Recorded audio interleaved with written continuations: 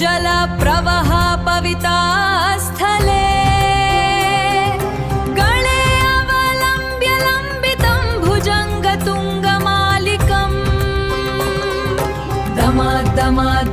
दमन् निनदवदं मार्वयं चकार छन्दताण्डवं तनोतु नः शिवः शिवम् जतताविगळ जल प्रवाह पविता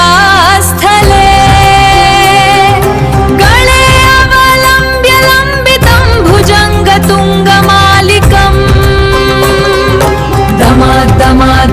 दमन् निनदवदं मार्वयं चकार छन्दताण्डवं तनोतु नः शिवः शिवम् जतताविगळ जल प्रवाह पविता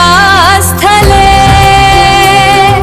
गणे अवलम्ब्य लम्बितं भुजङ्गतुङ्गमालिकम्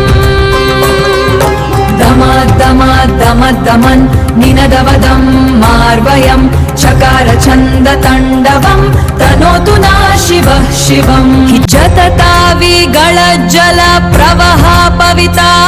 स्थले गणे अवलम्ब्य लम्बितं भुजङ्गतुङ्गमालिकम्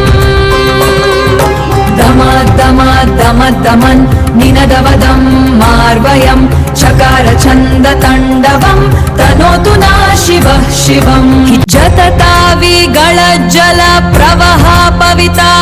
स्थले गणे अवलम्ब्य लम्बितं भुजङ्गतुङ्गमालिकम् दमन् निनदवदं मार्वयं चकार छन्दताण्डवं तनोतु नः शिवः शिवम्